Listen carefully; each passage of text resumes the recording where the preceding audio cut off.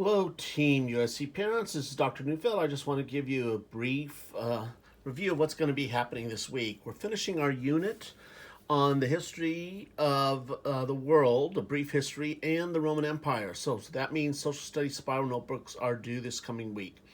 Students must turn in their spiral on Tuesday during class period. But to turn in their spiral, they also have to complete this checklist with the spiral. Now, too often in the past, students have just signed their names at the bottom, asked you to sign, probably on the way to school in the car, and turned it in. But it's important that they check the list, because if any of these things are not done on their spiral, then their neatness and organization grade will be a D or F. It's something simple like, and we reviewed this in class together, so all the students do know. Their spiral has to have a sticker on the upper right-hand corner with their last name, first name, spiral, and the period.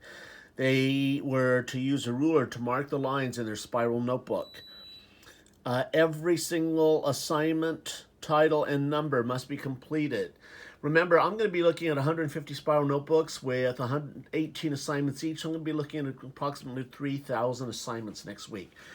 If the spiral notebooks do not have a title and number on every single assignment in the upper right-hand corner, I'll just close it, give an F, and hand it back. Students know this.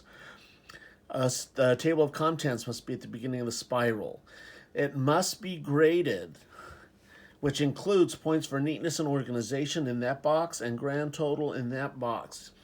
When I collect the spiral, I'll take a look at the table of contents. If it does not have these figures, I will not collect it.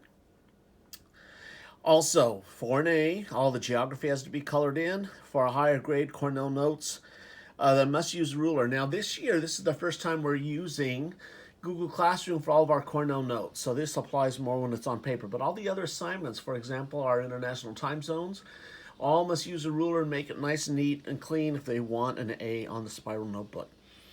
Also, every assignment was stamped the day that it was due. If students were absent, I kept telling them in the last 6 weeks to bring in their spiral if they were absent so I could stamp it. But if you see any assignments in the spiral that are not stamped, that means they did not do it on time. That means they're going to get an F on that assignment. But if it's done, they can get an F, 5 out of 10 points. If it's still not done, it's an F, 0 out of 10 points. So they must have this checklist when they turn in their spiral on Tuesday. If they turn in the spiral late, it's 1 grade lower for every day late. Until after 4 days, then they'll have lunchtime to work on it every day till it's complete.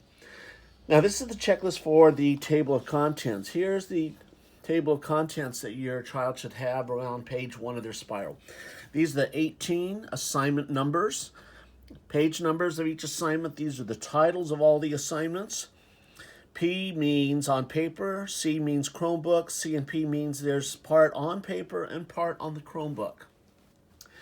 This is the due date of the assignments. Each assignment is worth 10 points, homework assignment.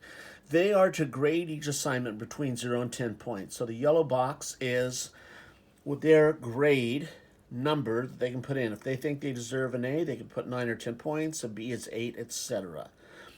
Now, at the bottom, neatness and organization, it is worth 45 points. So when they fill that title in, they should look at the green box. If they believe they deserve a B for neatness and organization, well, maybe they could put anywhere from 36 to 40 in this box. This is where you look at the checklist for a grade to total up 45 points. Now, again, they must total up all of these points, including neatness and organization, and put the grand total in there. That way, when they look at the grand total, they can look at the red box to see what grade they think they will get on this spiral. A common mistake is students will put 10 points here for neatness and organization thinking they deserve an A, but they have to use the green box, otherwise it's going to hurt their score. And again, all of their points are not added up when they turn in the spiral on Tuesday. I will not collect it. Then I will grade it myself. If the students are really good and honest on their grading, then usually my points are very close to theirs. So I'm very glad to see students are very honest when they grade their own work. So I'm going to grade the spirals this coming week, starting on Tuesday. I hope to get it done by Friday, which means I give the students 1 week to take this home and show you the grade I gave them. So it is required they get your signature. So this is our table of contents on our spiral in our first unit here about geography around the world and the Roman Empire, and they must have their checklist with them when they turn this in. So if you have any questions, please dojo me. And I look forward to now giving the students their reward after this very long and time-consuming unit, because we're using those experimental textbooks. This is our first time with the spiral, but now they, if all their work is done, they get to relax and watch the fantastic film about the Roman Empire, Gladiator. Now, your signature was required for that, and it was due back this Friday, but to be honest with you, I see at least 5 to 10 people in every class who did not turn it in. They had a full week, so... But I hope you'll be able to sit down and review your child's work, that they can bring it up to you and review it with you. So, again, if you have any questions, please dojo or email me. Great, thank you.